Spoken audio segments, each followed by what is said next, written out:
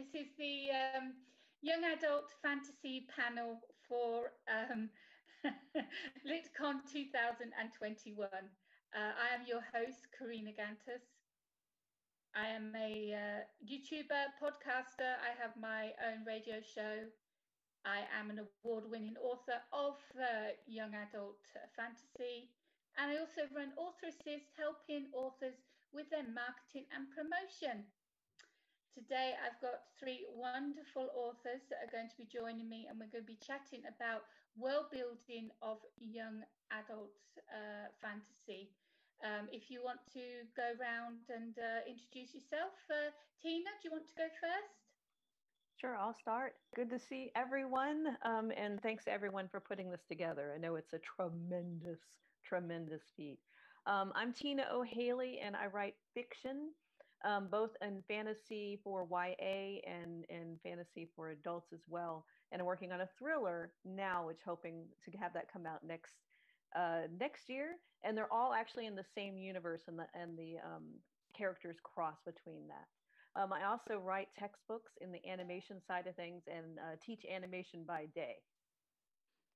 Awesome. Erin, do you want to introduce yourself? Sure.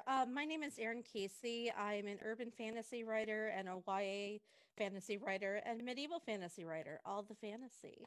So I'm the author of the Purple Door District series, which is upper YA, bordering on adult. So I thought I could come and talk about world building a little bit. I am a bird mom of 7 birds. They are not with me right now because I'm actually visiting family. But yeah, I'm really excited to be here. I do editing on the side. I run a literary writing organization called the Writers' Rooms to help writers who are either just starting out or those who are very experienced. Basically, we're writers helping writers. That's our tagline. So if you're interested in learning more about that, you can find us at thewritersrooms.org. Awesome. Alex? Hi, I'm Alex G. Zarate. I write urban fantasy and sci-fi. I'm an author, artist, and a photographer. So I like to dabble in as many creative outlets as I can. You can always find my stuff at alexgzarate.com. Emily, hi. Thank you for joining us. How are you doing, honey? I'm doing okay. My child's preschool got canceled at the last second, so I've been dealing with toddler problems. Don't worry, we're running late ourselves. We've been dealing with teething problems, so I get you. Why don't you introduce yourself to everyone who's watching? Sure. Well, I'm Emily Shore, and this is my faithful fur companion, Hatter. He's saying hi too. And I am an upper YA author, and I write in just about every genre that is out there. I am published with a small press for my YA dystopian. I also have multiple different self-published, indie published series available. One is a paranormal romance, and then another one is a post-apocalyptic zombie romance. And then I recently dipped my toes into the realm of fantasy and discovered my voice. After 34 years, I finally found my voice and wrote the most amazing fantasy upper YA crossover fantasy romance that I have ever undertaken, and it became my own voice's work. And yeah, just also gave me awesome. Thank you. Yeah, that's really good that fantasy has you've got passion for it. It's grabbed you and it's not going to let go. So the first question I have to ask everyone is what I asked earlier with my other panelists. Did Tolkien inspired any of you with your writing, whether it was his movies or his books? No? There you go. I would say wow. I would say he did. I read the books and watched the recent movies. I remember the animated version from a while back as well. Yeah, I remember He that. does a lot of great adventure. I love his characters. Sam is always a favorite. There's nothing like a self-sacrificing hero in his own right, even though he's kind of the person who's accompanying the main character. But still that he's part of the inspiration for many people and many stories. To have that loyal friend, that person who's with you through the end. Completely. I mean, if it wasn't for Sam, Frodo wouldn't have destroyed the ring. Exactly. There's always a puppet behind the master, and it's the one who's pulling all the strings. What about you, Erin? Did Tolkien help you at all with your fantasy? I would say this is probably going to sound funny, but I would say the music from the Lord of the Rings movies actually helped me the most. Having the soundtracks in the background helped inspire me to work on my craft, to get into the zone of writing medieval fantasy, and just fantasy in general, plus dragons. Come on, dragons. I have a YA fantasy book. I have an agent who's doing a full review of it right now, but it's an LGBT YA dragon book. So awesome. I'm gonna have to say Tolkien inspired the dragons. That's wonderful. What about you, Emily? I love Tolkien. I was raised up on Lord of the Rings, so major fan. I actually have like elvish costumes in my closet, and I have the Evan Star somewhere. I learned how to speak Elvish. I went through a went through a big Tolkien phase in high school, but I can actually say unequivocally that Tolkien did not inspire my current YA fantasy romance series. It just began as a venture to prove that I could write enemies to lovers without romanticizing abuse, because I'm an anti-sexual violence advocate. I'm a Me Too. I'm a child abuse survivor. And I just kind of got sick of all of the YA fantasy books out there that were glorifying, abuse between the toxic couples. And so I wanted to bring something new, something feminist. And then I ended up writing from the perspective of a bisexual feminist protagonist, and incorporated a majority cast of LGBTQIA characters. And my book gave me the courage to finally come out. So that was the biggest. Congratulations, darling. Thank you. Big healing identity journey for me. Wonderful. And Tina, I know you're more urban and then sort of going into epic in a little bit. But I mean, did he inspire you? The films? Certainly the books early on, I remember reading them when I was much younger. And the films started to occur when I was in grad school, so I kind of missed them when they first came out in the theater. I was otherwise engaged in writing other things. But certainly am a huge fan. I would say, Chelsea Quinn Yarbrough on my side is who really inspired me to start building my side of things. Wonderful. Okay, first question then. Everyone is YA fantasy, so we're going to. Is your book epic? Is it urban? Whereas what I mean is, does it go into a Lord of the Rings type epic fantasy, or are you staying in our city, our time? Alex, do you want to go with that one? Well, for my stories, I stick to the urban setting. I've kind of kept the same companionship. For mine, it's a boy and a cat that are together, and the cat has abilities he shares, so they go on their own adventures, and they kind of face down everything from what a child would, bullies in school, to actual threats that kidnappings and school shootings, and these dangers that are out there in the world, that if someone had these kind of abilities, what they would be almost immediately exposed to. So it's a kind of like a buddy thing where they're together, and they can travel and they can go places. So it's a nice way of doing it, but it's not an epic tale. I try to keep every book as self-contained as possible, even though one builds on the next. I've got 5 books so far. Wow, that's you. And you're going to keep going if you've got more to do in that series. I intend to put 6 before I take a break, because I've separated it into sections of 3. The first 3 were his childhood. The second 3 are going to be his teen years up to adulthood, and then the final one I want to have his adulthood to, the end of his life. So basically, take adulthood, Wow. Middle age, and then how would someone who lived this life of growing up as a hero, basically, being taught, see the world beyond what the norm is, and then how would you look back at the end, and how would that affect you and the people you interact with? What about you, Erin? Are you urban or are you epic?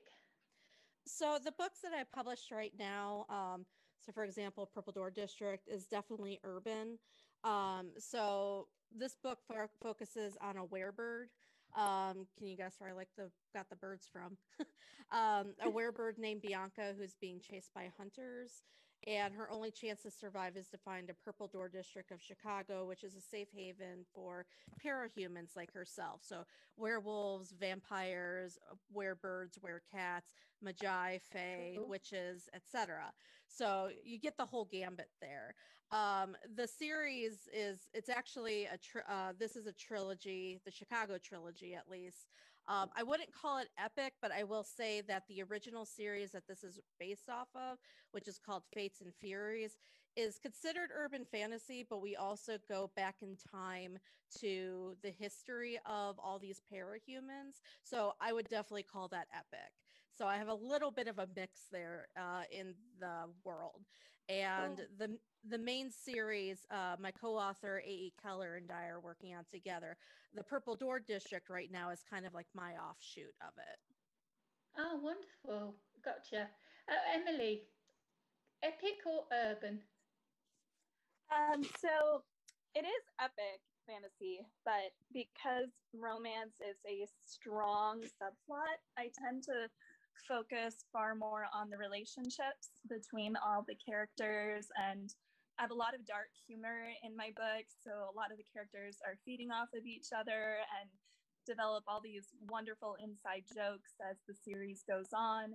And I'm very trauma informed, so I focus on a lot of healing, arc redemption, subplots and themes with overcoming trauma, facing one's inner demons, owning scars. But you're staying in this century. You're not going over to another dimension and another world. So it's actually a remade world. So I had a lot of fun developing this because it's neither portal nor alternate universe, but I actually had the father of vampires mess around with the tectonic plates and completely changed the world into a full continental mass to wield control over the races. And in doing so, he opened up the chasm, which is the entrance to the underworld. So we have random monsters that are just getting spat out of the underworld from time to time. I'll get back to you on those monsters. I want to speak with you about that. But Tina, you basically it sounds very similar to Emily, because you're finding that portal that goes into this magical world from urban. So do you want to think about that? Sure. I don't think I have as many monsters as Emily. That sounds pretty cool. Actually, I do both sides. So for my YA book, this one, I'll hold the book up, When Darkness Begins, it is very much epic. So it starts 40,000, I have to look at my notes, 40,000 years ago. And I use a lot of archaeological facts to build this world that stems from like these bone findings we find now. I'm like, oh yeah, well actually that bone that we found in China, well that's this person's mother. And I start building on that, and I think I created an asteroid hit that isn't actually in history, but mimics another one that is like the magical point for this species.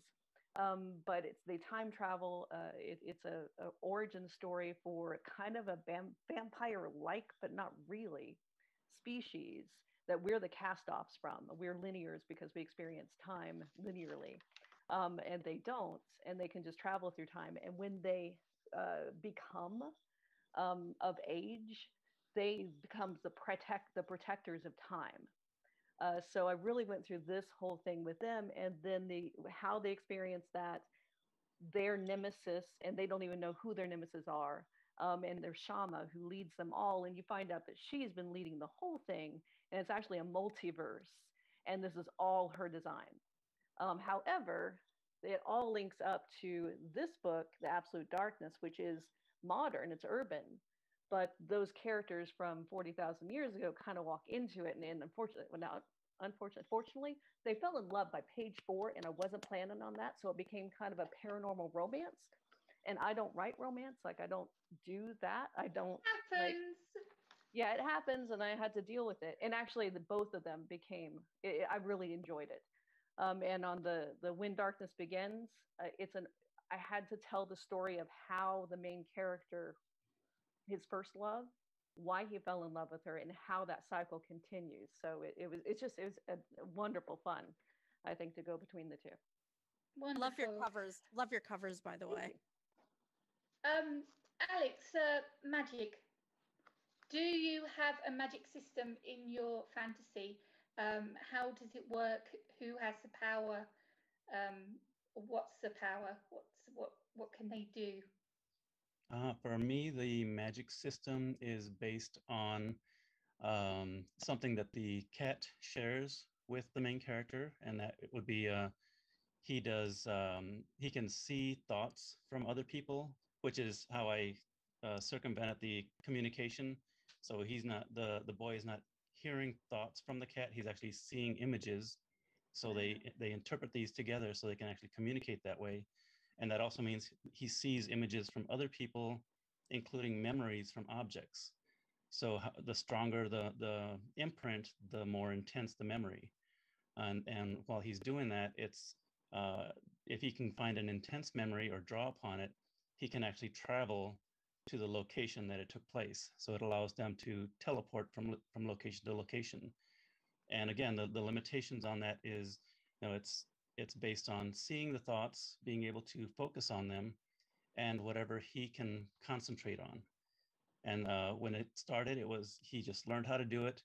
The second book, he was actually not able to control it because he kept on building on it until he became strong enough that the things that frightened him as a child and the killer that he came across was looking for him at some point, and all of a sudden he's seeing him everywhere because he went to his home, he went to his school, so he starts popping up all these images. So it's like, post-traumatic stress, times 1,000. You now see this monster person everywhere. So he in the second book, he's trying to shut everything down and stop himself from seeing it, and it's only the help of the cat that it helps bring him back to the control he needs. And it continues from there, and he has more understanding of it, but it draws upon it, and it has there are rules that he has to follow, and those help him to maintain control, and it helps him to maintain connections with families and friends. Otherwise, he'll in the latest book, the Reflections in Darkness, he actually finds that there are other cats that were part of the original litter, and one of them bonded with a person who actually went over the deep end. And instead of trying to find the ways to help people, he gets attacked by corrupt policemen, someone who's trying to kill him because he's kind of in their way.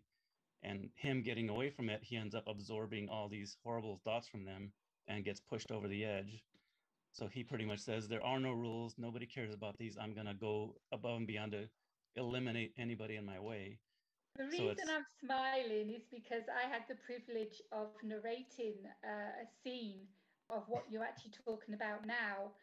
And when you get an excerpt of a book and you have no idea what the book is about and you just read the excerpt, it blew me away, totally blew me away. Now I know what's going on, but just reading that scene, it was like, who is he? What is he? He'd been really driven insane, and these abilities just, what do you do when someone can read thoughts and teleport and is now insane? Crazy, crazy. Emily, what about you, honey? Magic? Yes, that is a yes. All vampires and half vampires have magic, and there's different levels of magic according to bitten vampires versus born vampires. But my favorite part was just through my two central characters of Alicia and Neo. Alicia is the protagonist, and she was gifted with a magical halo in her heart by a goddess at birth. Wow. If anybody's familiar with Warrior Nun, kind of a similar concept. Halo is like Rapunzel hair, but on steroids. So she actually doesn't like it. She mocks it and calls it everything from heavenly hula hoop to glorified glow stick to gilded pineapple ring. I had a lot of fun with the terminology, but it can do everything from cause her to like shed stardust from her skin to hiccuping tiny gold stars if she's actually drunk. If she's highly aroused, she actually drips liquid gold down her legs. That was a lot of fun to write. And then it can also allow her to form any sort of weapon imaginable, from halo tethers, which she uses to truss up the prince at one point when he's getting a little too handsy with her, to holy hand grenade and mushroom cloud levels of starfire in the sequel. Right. So, Okay. and the prince Neo, he is a vampire, and he has the power of destruction, which can level whole armies. He has shades and flames that come off of his skin and flesh, and then he uses lots of scythes, and then also can turn into a dragon. So I had a lot of fun with that. Yeah, Erin's put her finger up for that. Yes, yes to dragons. Yes. Okay, Erin, I gather there is magic in your book. Oh yeah. So to understand the magic in the Purple Door District series, there's basically two types of magic. There's ether, which is earth magic, and aether, which is from the veil, which is a different magical dimension, basically. On Earth, those who are born able to use earth magic are called magi. They're born with an eighth chakra that allows them to access the energy of the earth. Those who can learn how to use magic but aren't necessarily born with it are witches, are typically denoted as witches. They're in their own little organizations. We have the witches are in the grove, and the magi stay in their wards. So they have their own magic system there. And then you also have the Fae, and there's different elements of the Fae. You have those who are elemental Fae, so earth, fire, wind, water, etc. We do start getting into more of like the succubus as well, not necessarily in these books, but in the more upper adult ones. But there's a lot of different types of magic that you get to explore through the book. So one of the first characters that Bianca meets is a water magus named Gladys. And she basically picks up the people who are attacking Bianca with a watery hand and just whips them across the street. It's such a fun scene. So the magical elements in here are so much fun. The third book in this series, which I'm working on right now, which should be coming out this year, is actually going to deal with more of the magic and the fae side of it. So I'm really excited to share that with everybody. Wonderful. Tina, magic. Have you got a magic system? Who's got the power? Well, it's not necessarily magic, I suppose, but the Vechi, the species of people that become time watchers and timekeepers, what they do is, as they mature, the teens develop the ability to see through time, and as they see through time, they're seeing all of time and all of the light and energy that occurs. And because of that, they actually become very sensitive to the light, which is where the vampiric trait comes from. So they retreat into caves where light has not existed, because you can't get light in a cave. It's a hole in the ground. which happens to be a love of mine. I'm a caver. So that shows up in all my books. So they retreat to that safe haven and then come out at night. And then under the moon, the moon phase can adjust how they see through time. So that's kind of the biggest things there. But then Tirili, which is kind of a play on the Russian word for eternal, their Shama, the woman who is just like, she danced onto the page in front of me with like these dripping vampire teeth anklets. And I'm like, who is that? And I just kept asking the question, who is this person? And that's, how I found this universe. And she does more than that. Not only does she control time, but she controls the universes, and wields it to her way. And so she's a little bit more, but we don't see a whole lot of that.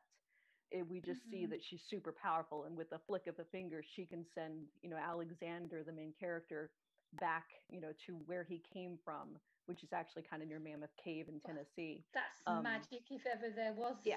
So yeah, kind of magic in that.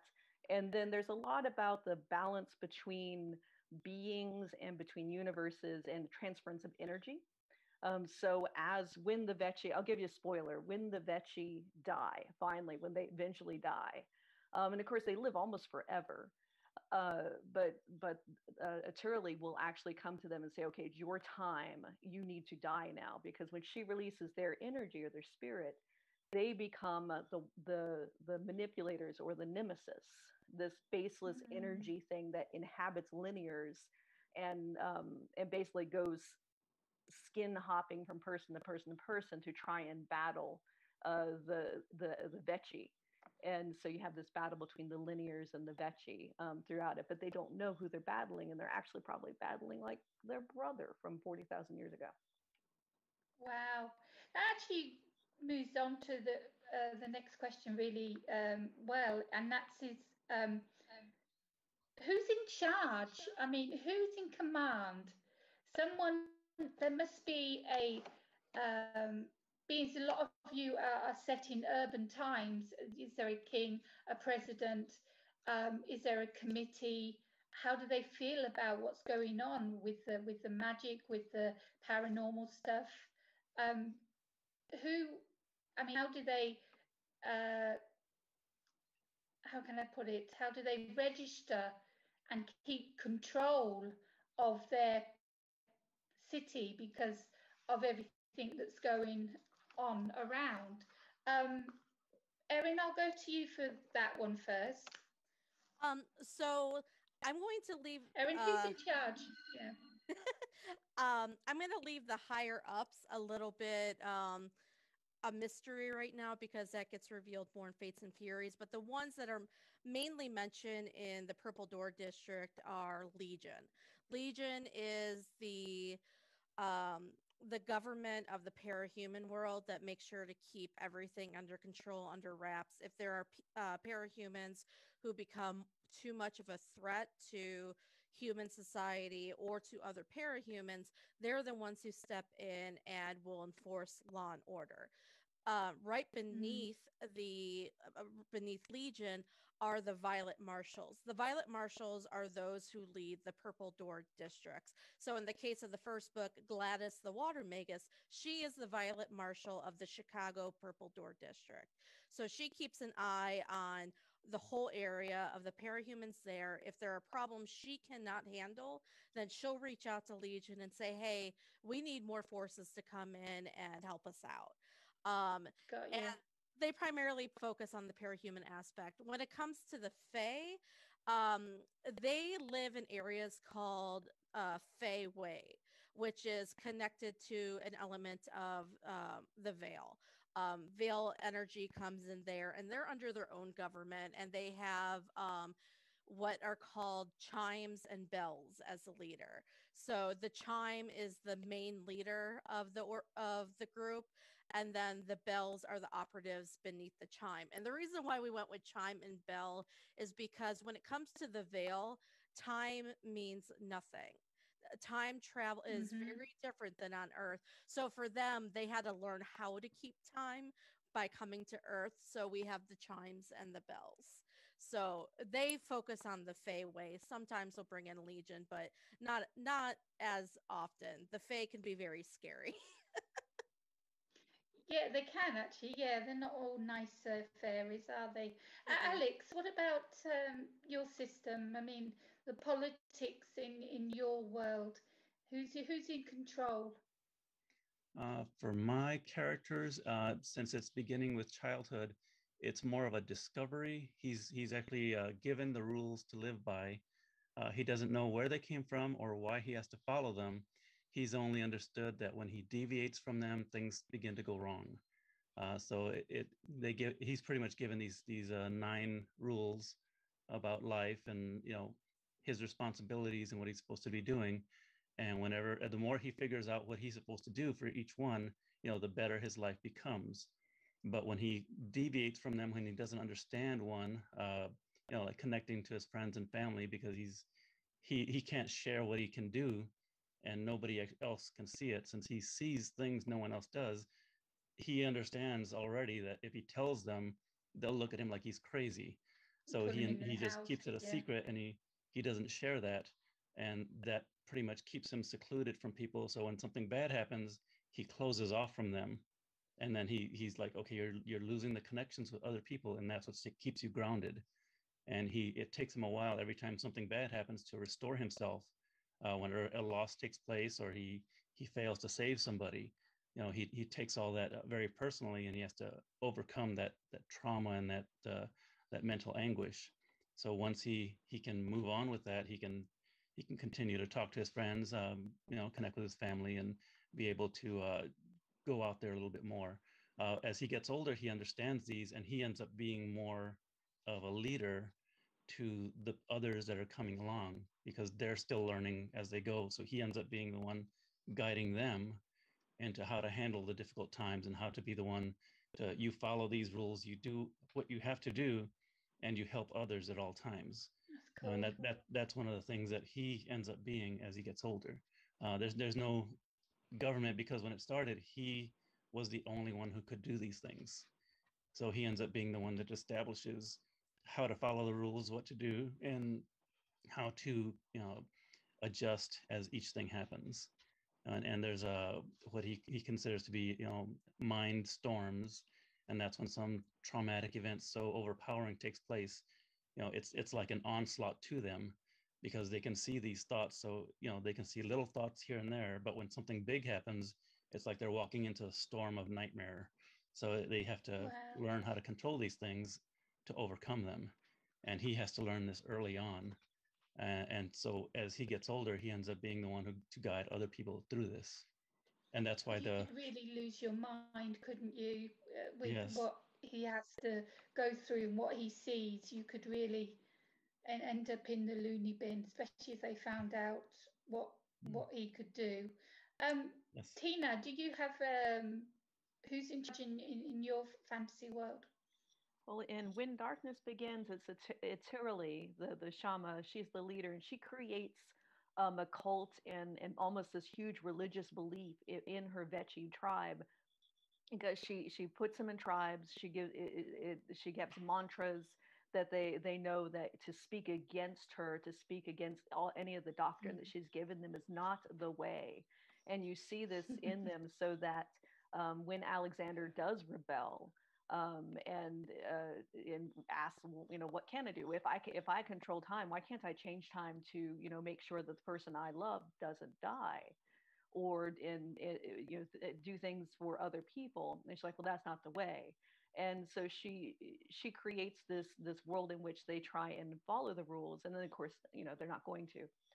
But she has to bend them and keep them on the path in order to keep her universe on track to meet with the way she wants it. Because of course she's bending everything to her will. So ultimately, she's the rule keeper.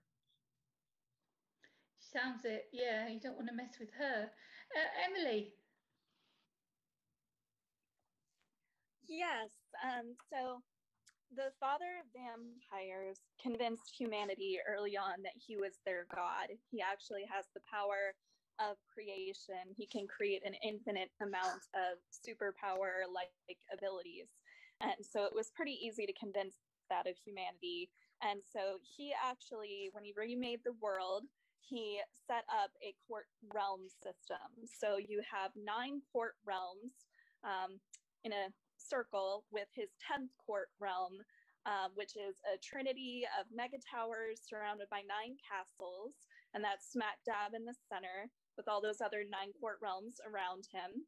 And the 9 court realms is just supposed to be symbolic of the 9 circles of hell for Dante's Inferno. So, yeah.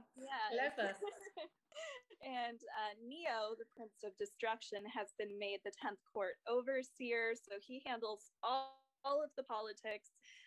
People have to come to him and air their grievances and bring taxes, etc. So Alicia actually gets to watch him do court and sees his method of justice and everything like that. And he occasionally has to go out into the court realms and take care of business.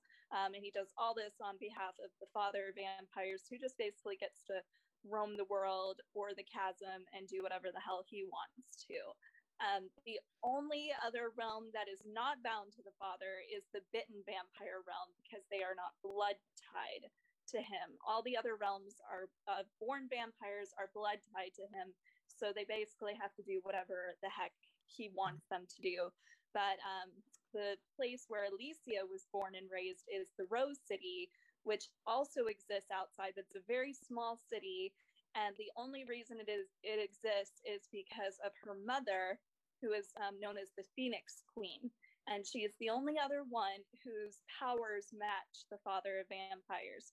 And she actually killed his oldest son, the Prince of Death. And can we get those two together? Yes, and after she did that, he well, it was right before she did that, that she was willing to sacrifice herself for her kingdom, and the father of vampires plunged a knife into her chest, but she came back to life with the prophecy that her child would bear the halo and would be the one who would ultimately destroy the father. So she agreed to a bargain to protect her future child. And that was, I will stay out of your business. I won't interfere. You can have the whole world. Just leave me in my Rose City and get out. And she made that stipulation for 95 years. And the beginning of the book occurs when that 95 years is up, and Neo, the Prince of Destruction, invades with the father of vampires, destroys Alicia's city, and kills her father and takes her mother captive, and Alicia barely escapes with her life. Wow. Okay, moving on. What I want to know, what you think makes a young adult fantasy? What is needed in this book, in any story, to make it a YA, to make it for young people? Tina, I'll go with you first.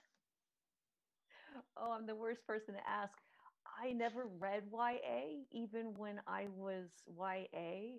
I grew up reading really age inappropriate things at, a very young age. So I don't know, really good characters that you can relate to. So I wrote mine as YA for nerdy 16-year-old me, thinking, this has enough layers and depth, but it is a first love type of situation that I think it's appropriate. It's things you think about, the things that are all encompassing, but in a world that's bigger than you, but can teach, all the lessons that one can learn. I don't know. That's my answer, uneducated answer. Are your characters young adults? They are. They're 14, 15. So that's perfect then. Yeah. Erin, what do you think makes a really good YA fantasy? I'm going to add on to Tina's, where you wanted to have characters who are relatable, but I also think that you should also have characters who are inclusive and diverse, meaning you don't just have the straight white male hero all the time, that you have a diverse book of many different characters, those from the LGBT community, those who are different nationalities, different faiths, different backgrounds. So, and I'm well aware that I write of a certain lane. I do say that I'm a bisexual writer, which is why I do try to include a lot of I see Emily dancing. Why I try to include a lot of LGBT elements, because I'm kind of immersed in that. But I want many people to be able to feel like they can be involved in this book, that they pick it up and they can find a character that's like, hey, that's me, or that's like myself. So I think making books more inclusive and is so important, especially right now, with how our society is at the moment. And if we can do that at an earlier age, especially with YA books, that's going to leave an impression on young readers, young writers. And I think that's so important for us moving forward. I completely agree with you with how things are now, having a lot of LGBTQ stories for young people to relate to, so they don't feel so alone, because there isn't that many books out there that they could read and enjoy and get into a fantasy world, but still be able to feel like that book is for them. So I say, kudos on writing in your lane, as you put it. Well done for that. And Alex? I do want to add real quick. I'm sorry. I do want to add that while I'm writing within my lane, if I'm writing characters outside of my lane, I generally work with what we generally call sensitivity readers. Those outside of my lane who can read it, make sure I'm not making stereotypes, faux pas. That's generally how I do my books. So I'm not trying to claim, that I'm like these other characters. Yeah. No, I get you. Yeah. Alex, what do you think makes a good YA fantasy? I always think of it as something that has an adventure that the young adults can actually, look at and find a relation to. And a lot of times that's, put in a life situation, personal loss or struggles or bullying at school, and show, what the hero, what the main character does to handle that sort of situation. And a lot of times, especially in the very first couple of books, he treats bullying the same way most kids do and just shies away from it, whether it's happening to him or happening to someone he's watching, and it's not until he actually comes into his own abilities and what he can do that he actually finds the courage to actually stand up. And even if he doesn't, win against the bully, he becomes more, more of a defender. In the latest book I put out there, the Reflections in Darkness, he is actually actively looking to stop bullies before they come after anybody.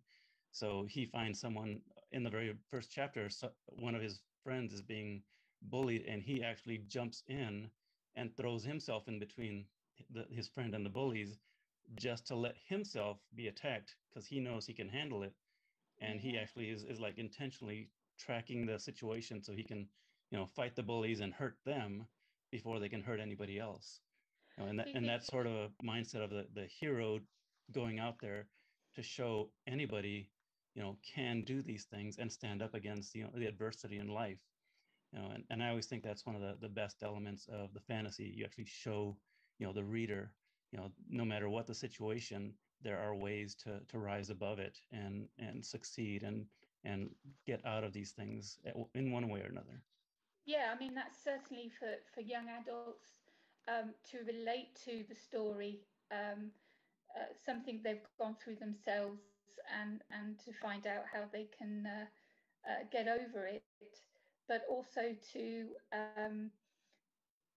bring a message, give a message through your writing to other young adults. I think it's all to do with adventure. It's got to be a really good read. It's got to be a page turner. They get bored easily now, and they are so more mature than we were when we were young adults. That if your book is too easy and too, can I say, not boring, but just plain for them, they're going to stop reading. They need action. They want characters they can relate to. They want a storyline they can relate to. And when I say relate to, when you say fantasy, fantasy is anything and everything. No matter what you write, it's believable because it's fantasy. So how can you relate to something that doesn't exist? Well, it does exist because it's fantasy. Does that make sense?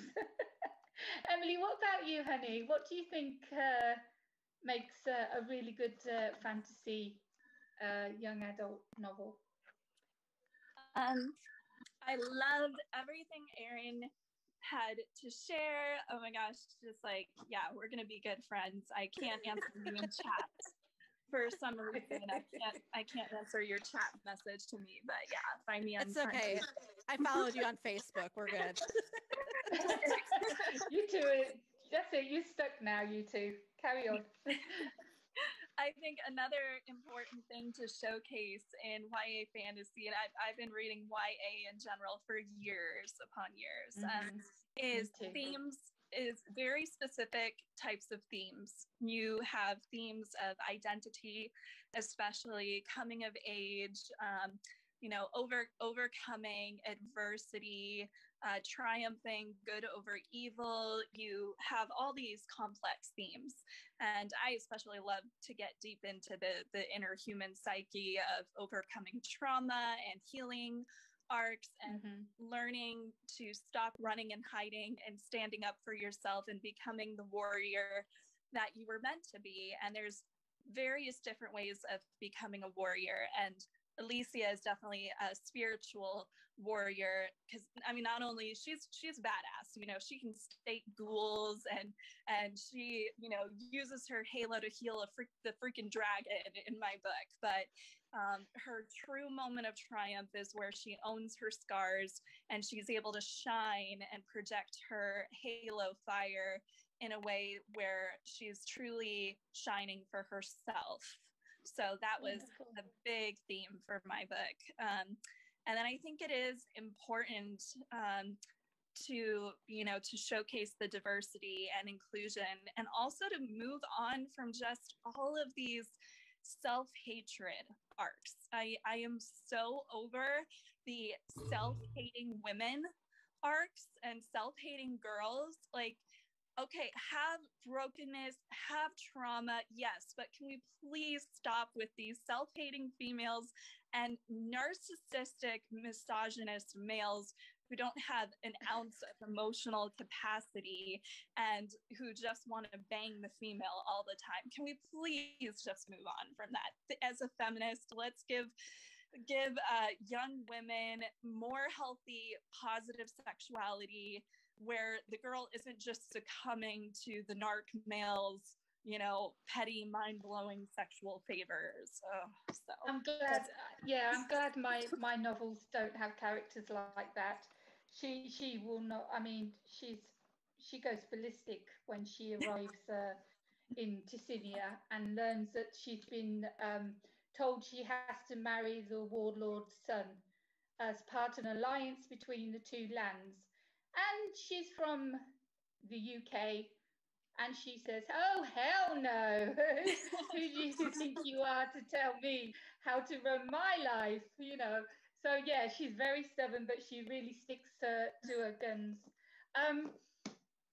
So my last question before we end, and just to go through you all, is what do you think makes your book unique to others in this fantasy young adult genre?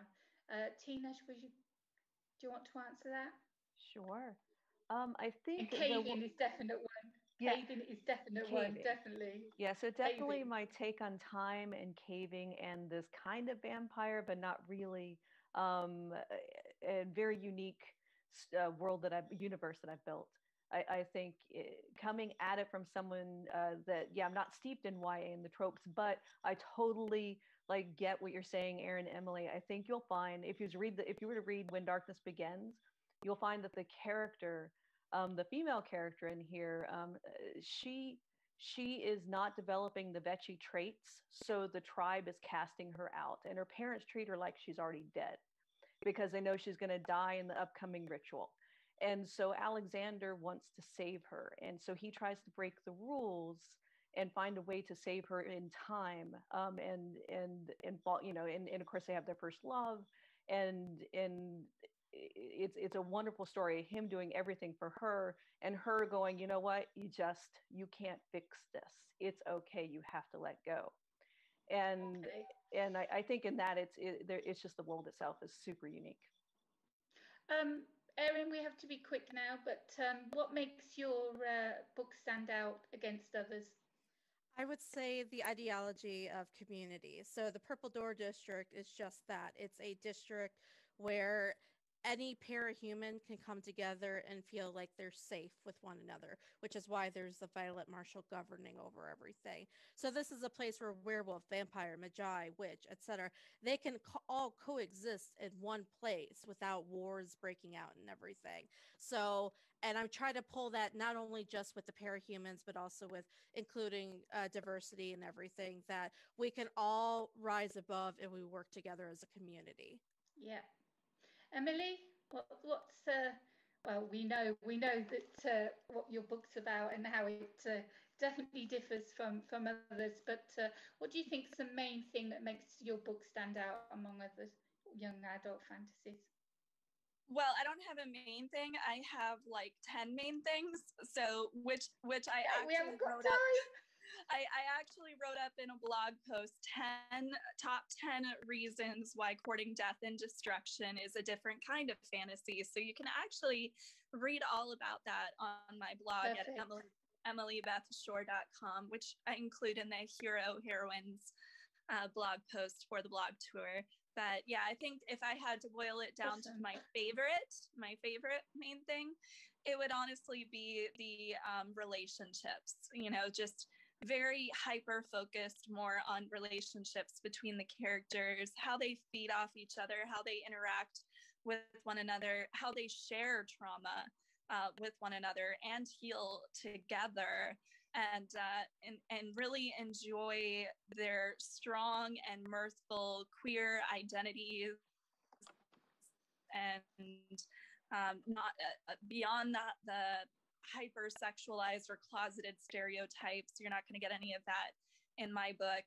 And yeah, definitely the own voices aspect of like 3 different voices, deep parts of me related into my book. That's awesome. Alex, yours is just plain blow my mind, strange and very, very unique as it is. But what do you think makes it stand out? For my series, I would say the notion of repercussions and connections between everyone. The one theme that continues throughout the series is how he sees everyone's thoughts, so he can actually find the connections between everybody. So he understands every action that is taken and what the results are. So when there's a some trauma that takes place, he sees how it affects everybody. Whenever there's some event that takes place in his life, he can actually draw on that, whether it's positive or negative. And when he helps others, he can actually see, how when they leave, what their life can go into instead of the setbacks that they were dealing with. And when he helps them, they can go out and they can move on further than what they were before.